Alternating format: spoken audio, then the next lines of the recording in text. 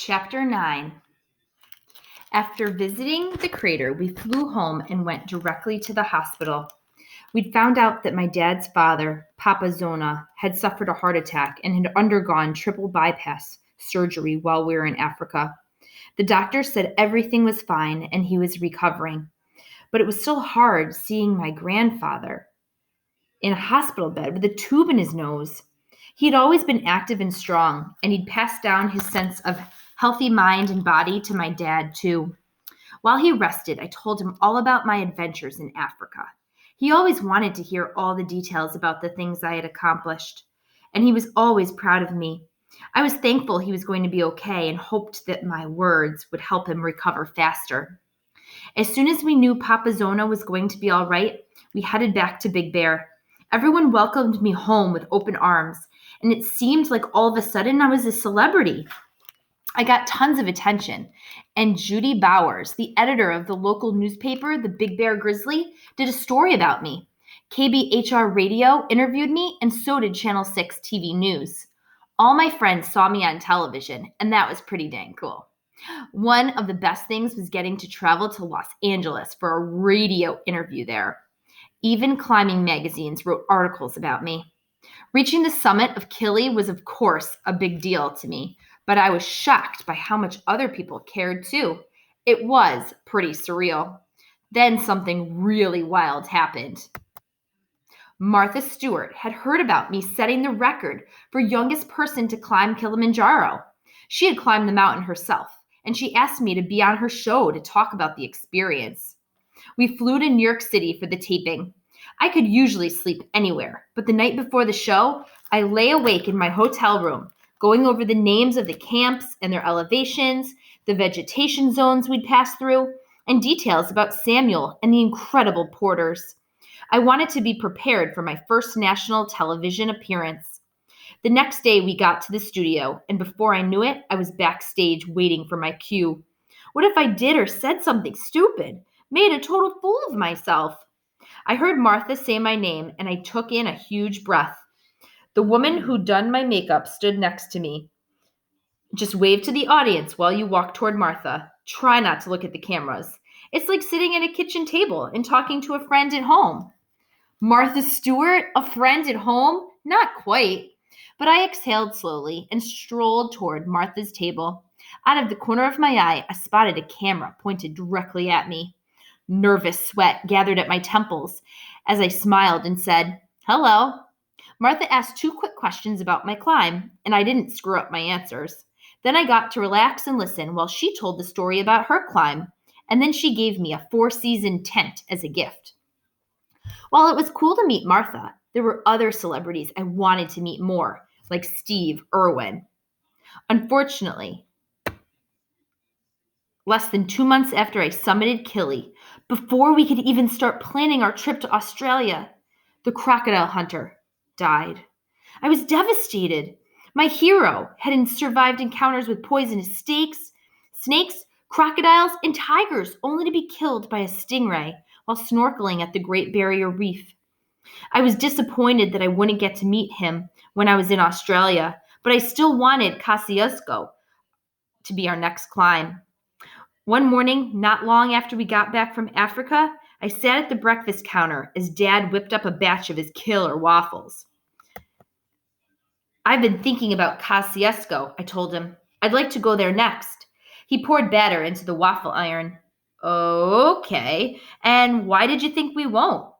"It's pretty far to go just to climb a hill that just about anybody can handle." The tallest peak on Australia wouldn't be a climb like Mount Kosciuszko would be more like a weekend stroll. The altitude of 7,310 feet is only slightly higher than in Big Bear, and you can even drive most of the way and hike the last 5 miles if you want to. Not that I would have ever considered driving. Dad closed the waffle iron, leaned on the counter, and looked me in the eyes. "Listen, this is your dream, and it's an awesome adventure. Super K and I will do whatever it takes to make it happen." "But what about your adventure races?" I asked. "Won't you have to miss out on some things while we're in Australia?" "These are your years." Dad told me. Dad and Karen were both willing to put their own goals and adventure racing on the back burner so that I could accomplish my dreams. I knew that not many kids were so lucky. Before I knew it, we were booking our trip to the land down under for spring break when I had enough time off school to make it to Australia and back.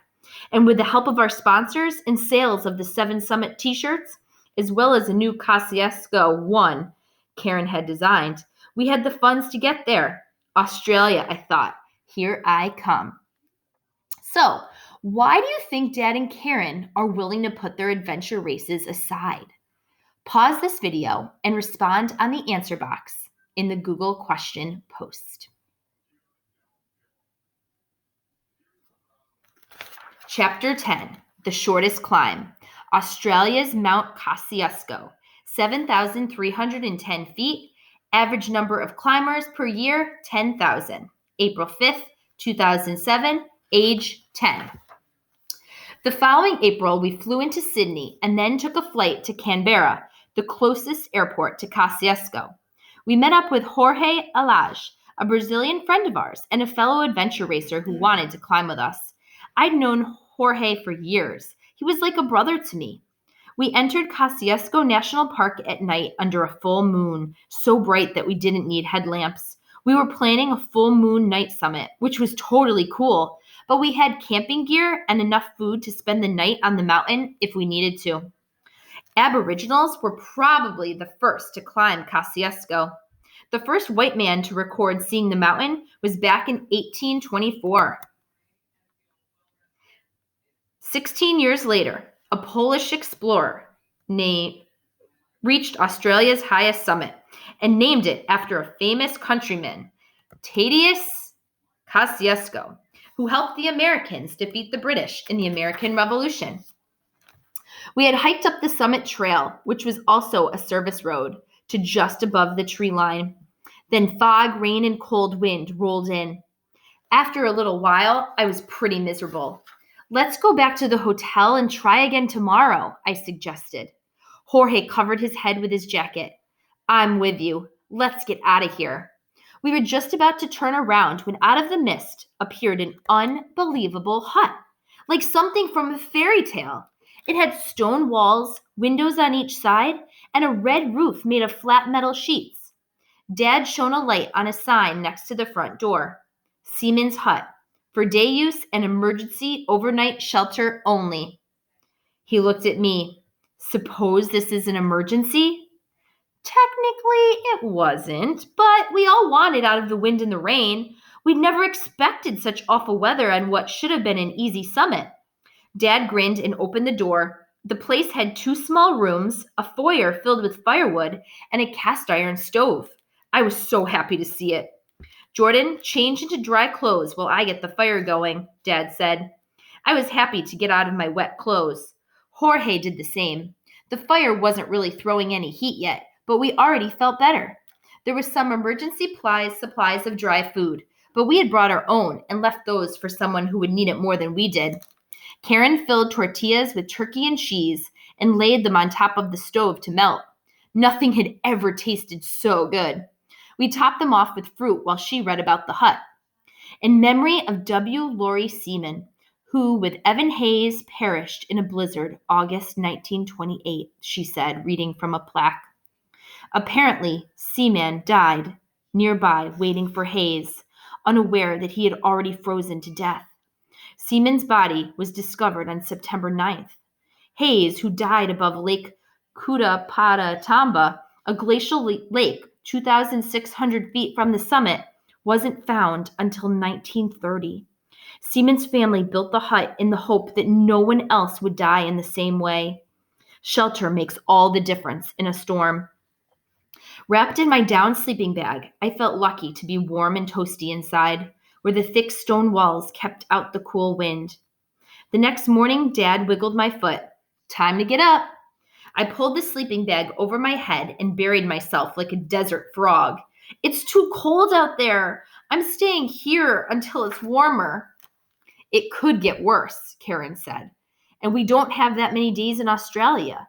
You want to see Steve Irwin's zoo, right? Australia's zoo is also called home of the crocodile hunter. Steve Irwin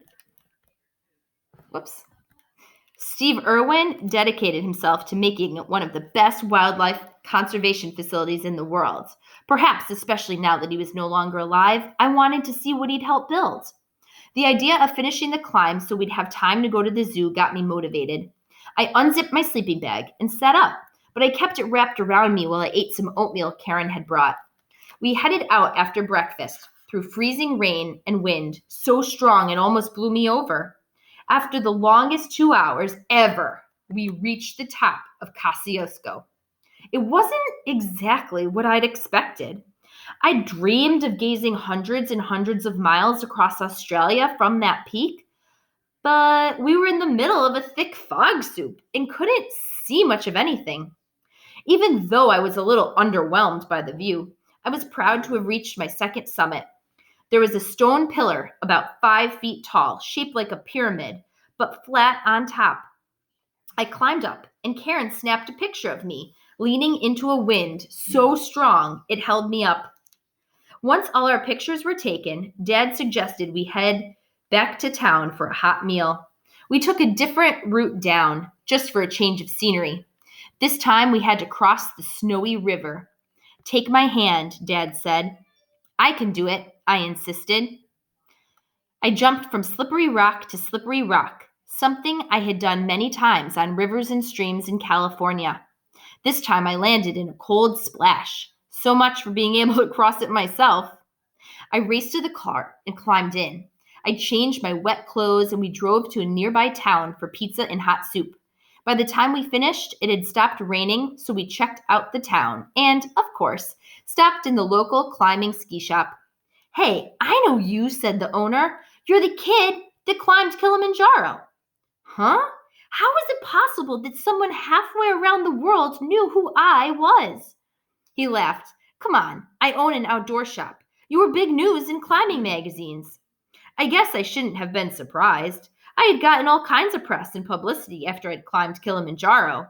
But having a total stranger from the other side of the world recognize me was a whole new experience.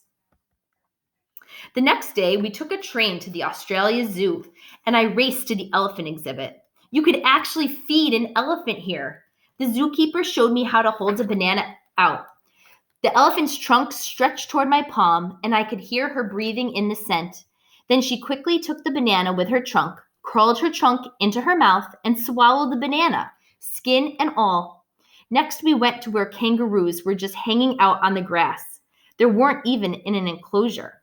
"Remember, they said not to surround a roo," Karen reminded me. "If they can't hop backward to escape, they feel trapped." I knelt next to one and gently patted its neck. Then I rubbed behind its big ears. The hair was so soft, and the roo had the longest eyelashes I had ever seen. There were koalas nearby too, snoozing in a tree. Just like me, they can sleep anywhere, except they sleep almost 20 hours a day. Even I can't sleep that much. After we'd seen all we could at the zoo, we headed out. On our way, I spotted a painting on the wall by the gift shop with a life-size photo of Steve Irwin leaping straight up into the air. The caption read, "Crikey, how high can you go?" I had 2 summits down and 6 to go, so I guess I'd have to see.